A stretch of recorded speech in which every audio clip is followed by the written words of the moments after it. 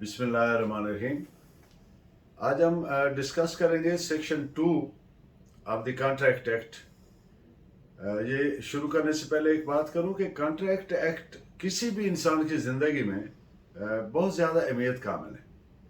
वो एक इडियम है कि can two walk together until they agreed, यानी इंसान कदम कदम पे एग्रीमेंट करता है।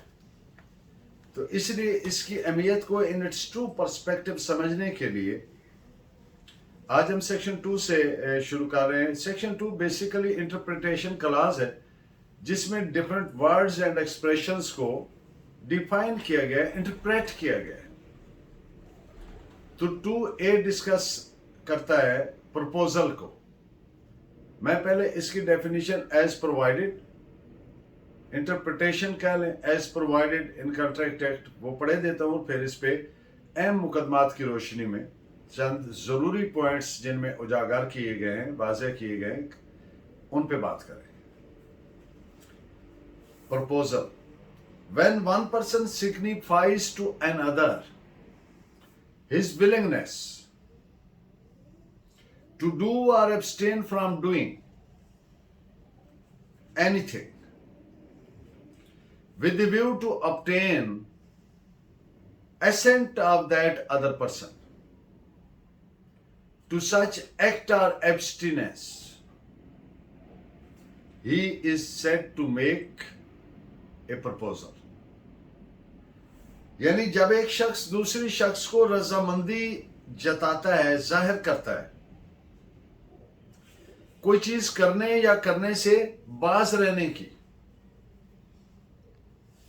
इस ख्याल से कि दूसरे शख्स की रजामंदी हासिल करे अपने इस फेल की बाबत। कौन सा फेल? करने या ना करने की।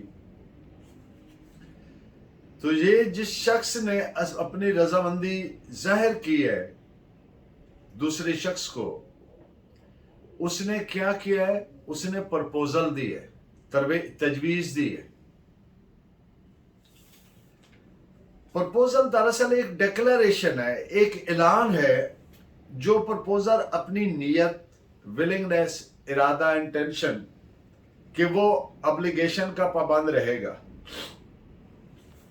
अगर ऑफरी, जिसको प्रपोजल दी गई है उसको ऑफरी करे, सर्टन कंडीशंस पूरी करे, फुलफिल करे। यानी एक शख्स कहता है कि मैं ऐसा करूंगा, अगर तू ऐसा करे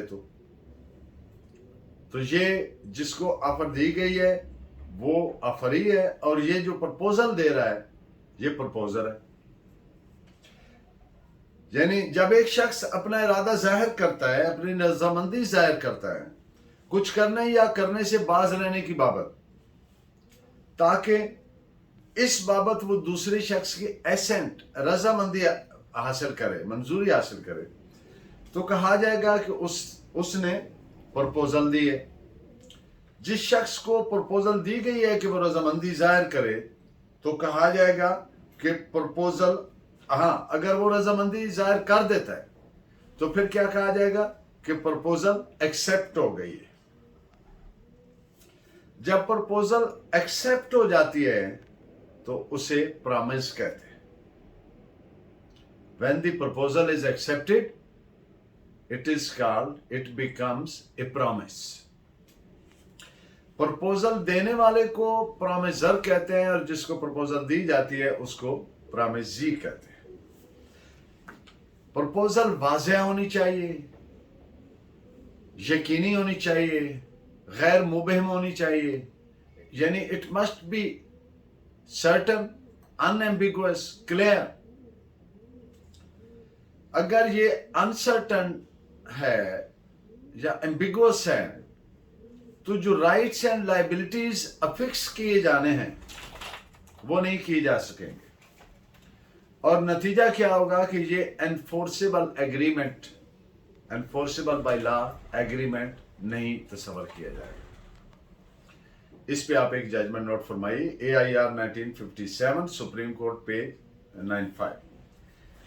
अगर एक शख्स जो जमीन का मालिक है वो ऑफर करता है कि अगर उसको लंपसम में पैसे दे दी जाए, यानी सारी पेमेंट इकट्ठी कर दी जाए तो वो एक्विजिशन को एक्सेप्ट करेगा, कर लेगा। लेकिन जो अथॉरिटी कंसर्न्ड है उसने ना तो ये ऑफर एक्सेप्ट की और ना ही उसको अवार्ड दिया ऑफर वापस लेने से पहले।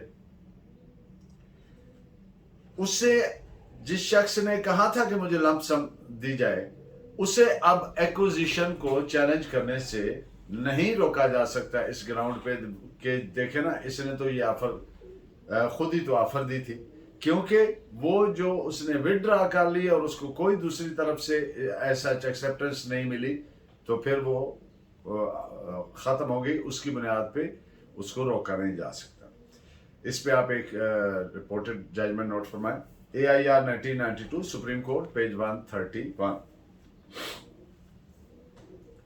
किसी भी प्रपोजल के जो नेसेसरी 5 इंग्रेडिएंट है वो मैं आपके सामने रखता हूं कि कौन से वो नेसेसरी इंग्रेडिएंट्स हैं जो एक प्रपोजल में होना जरूरी है।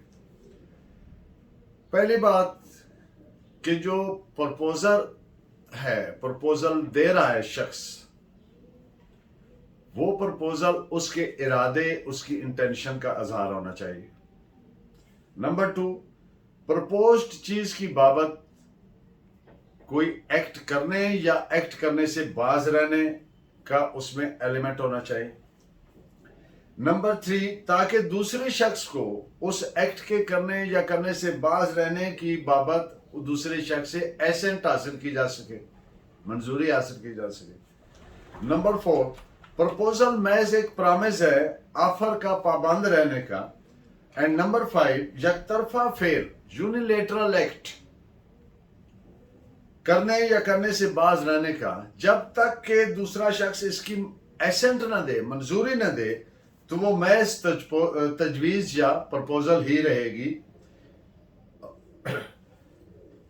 जब तक वो एक्सेप्ट ना हो, जब एक्सेप्ट हो जाएगी तो वो प्रपोजल हो जाएगी। अगर एक्सेप्ट नहीं हुई तो वो प्रपोजल की डेफिनेशन में सेक्शन 2A जो हम डिस्कस कर रहे हैं कॉन्ट्रैक्ट एक्ट का, उसके मुताबिक वो प्रपोजल तस्वर नहीं होगी। इस पे आप एक जजमेंट नोट फरमाइए। AIR 1968 Calcutta page 644। जब किसी इंस्ट्रूमेंट के यानी किसी वो डॉक्यूमेंट के, when some instrument is so worded, इस तरह से उसके अल्फाज हैं कि उनमें प्रपोजल कि सिर्फ उसमें से नजर आता है कि सिर्फ प्रपोजल बाउंड है, कि सिर्फ उस पर बाइंडिंग है सारी चीजें, तो फिर ये कानून की नजर में महज एक ऑफर है। जब तक कि दोनों फरीक बाउंड नहीं होते तब तक कोई फरीक भी बाउंड नहीं होता। इस पे आप एक जजमेंट नोट फरमाएं। AIR 1922 Madras page 16। Partition deed में बहन भाइयों ने अपने मामला तय किए और उनमें एक शिक ये लिखी कि अगर कोई हम में से बेचना चाहे अपना शेयर, तो वो मार्केट रेट पे उसको चाहिए कि पहले वो हमें एक दूसरे को, बहन भाइयों को ही ऑफर करे सेल के लिए, ना कि वो बाहर बेचे। अब ये जो शिक है ये ऑफर नहीं है कानून की नजर में, बल्कि ये एक सर्टन कंटिंजेंसी कि अगर ऐसा हुआ तो, अगर वो बेचना चाहेगा तो उस कंटिंजेंसी के अराइज होने की सूरत में महज एक undertaking to make an offer है। ये ऑफर नहीं है बल्कि undertaking to make an offer है। इस पे आप एक जजमेंट नोट फरमाइए। AIR 1951 Madras page 396।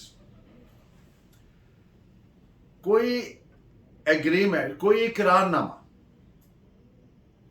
जिसमें स्पेसिफिकली कंसिडरेशन की बाबत कोई रेफरेंस ही नहीं है कि क्या एग्जैक्ट अमाउंट होगी बतौर कंसिडरेशन। अगर उसके कंटेंट्स को देखें इकरारनामा के मंदरजात को देखें तो कोई एग्जैक्ट अमाउंट, कंसिडरेशन बोलते, वो उसका रेफरेंस हवाला नहीं मिलता। तो सुप्रीम कोर्ट ने यह करार दिया कि ऐसा इकरारनामा महज प्रपोजल है, क्योंकि जब तक आफरी अपनी रजामंदी ना जाहिर कर दे, और इसके लिए जाहिर है कि वो एग्जैक्ट कंसिडरेशन तय करेगा, तब तक ये महज एक प्रपोजल तस्वर होगी, ना कि एग्रीमेंट। और ऐसे इकरारनामा की बुनियाद पर तकमील मुख्तस का दावा, यानी suit for specific performance of the agreement, वो फाइल नहीं किया जा सकेगा। इस पे आप एक जजमेंट नोट फरमाइए, 1990 SCMR पेज 28। जिना के दौरान मुखालिफ वकील ने गवाह पे सवाल किया, एक कैजुअली क्वेश्चन पुट किया, जिसके जवाब में उसने स्टेटमेंट दिया कि जी ठीक है, मैं इतने पैसे दें तो ये दे दूंगा। अब इसको प्रपोजल तस्वर नहीं किया जा सकता, ये ऑफर तस्वर नहीं की जा सकती, इसलिए कि ये बुनियादी तौर पर एक इशू का बर्डन डिस्चार्ज करने के लिए दी गई थी। ऐसी स्टेटमेंट को section 2A of the contract act के सेंस में प्रपोजल के तौर पर इंटरप्रेट नहीं किया जा सकता। इस पे आप एक जजमेंट नोट फरमाइए, 2001 MLD पेज 974। एक शख्स ने उसकी जायदाद खरीदने की बाबत पूछा गया एक शख्स से, तो उसने जवाब दिया कि मैं इससे कम रकम पर, कोई खास रकम, उसने कहा कि इस अमाउंट से कम मैं बिल्कुल नहीं बेचूंगा।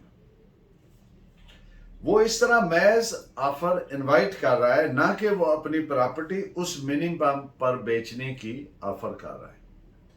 इसी तौर से टेंडर नोटिसेस होते हैं, उनमें भी महज ऑफर की इनविटेशन होती है, ना कि वो ऑफर या प्रपोजल तस्वर की जा सकती। ये अक्सर चूंकि कॉमन इशू अराइज होता है, इसलिए इस पे आप जजमेंट्स नोट फरमाइए। AIR 1951 supreme court 184 and 2002 SCMR page 1150।